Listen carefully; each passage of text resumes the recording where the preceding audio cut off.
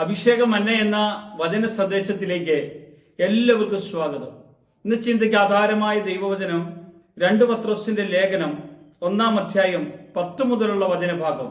അതുകൊണ്ട് സഹോദരന്മാരെ, നിങ്ങളുടെ വിളിയും തെരഞ്ഞെടുപ്പും ഉറപ്പാക്കുവാൻ അധികം ശ്രമിക്കുവിൻ.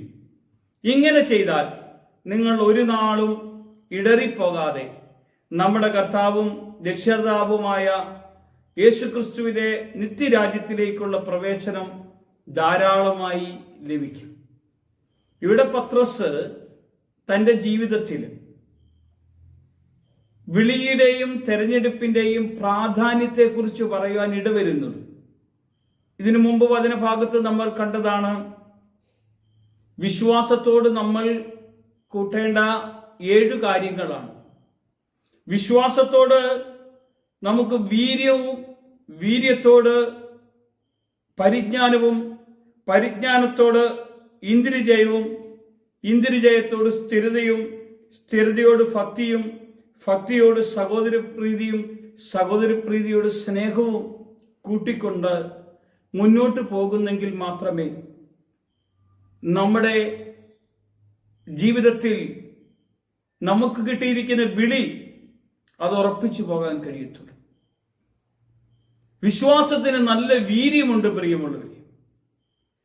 അതില്ലാത്ത മനുഷ്യന്റെ അവസ്ഥ എന്താണെന്ന് പത്രോസ് തന്റെ ലേഖനത്തിൽ പറയുകയാണ്. 9-ാമത്തെ വാക്യത്തിൽ, അവയില്ലാത്തവനോ കുരുടനത്രേ, അവൻ ഹ്രസ്വദൃഷ്ടി ഉള്ളവനും തന്റെ മുമ്പിലത്തെ പാപങ്ങളുടെ ശുദ്ധീകരണം മറന്നവനുമാണെന്ന വചനം പറയുന്നത്. ഇതുപോലെ ദൈവവചനത്തിന്റെ ആഴത്തിലേക്ക് പരിശുദ്ധാത്മാവ് നമ്മെ കൂട്ടിക്കൊണ്ടുവരികയാണ്.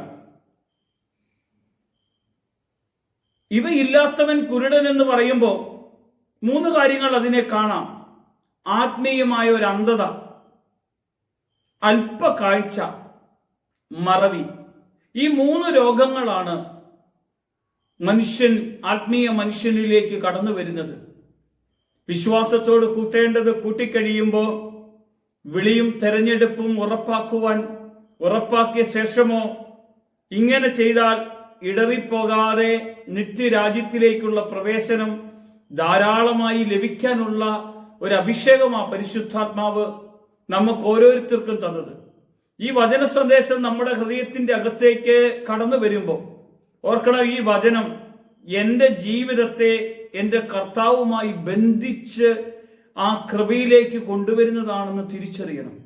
ഇങ്ങനെ നമ്മളെ ബലപ്പെടുത്തുന്ന ദൈവത്തിന്റെ ശക്തിയുണ്ടല്ലോ, അത് അനുഭവിക്കാൻ വേണ്ടിയാ കർത്താവ് നമ്മെ വിളിച്ചത്. ഈ വചനം നമ്മുടെ ജീവിതത്തിൽ വലിയൊരു വിടുതലും മാറ്റവുമായി മാറട്ടെ. നിത്യരാജ്യത്തിലേക്കുള്ള പ്രവേശനം നമുക്ക് അധികമായി തരണമേ കർത്താവേ എന്ന് പ്രാർത്ഥിച്ചുകൊണ്ട് എൻ്റെ വിളിയും എൻ്റെ തെരഞ്ഞെടുപ്പും ഉറപ്പിക്കുന്ന കൃപയ്ക്കായി കർത്താവിന്റെ മുമ്പിൽ നന്ദി പറയാം. കർത്താവ് മഹത്വം എടുക്കട്ടെ. യേശുവിന്റെ നാമത്തിൽ തന്നെ ആമേൻ.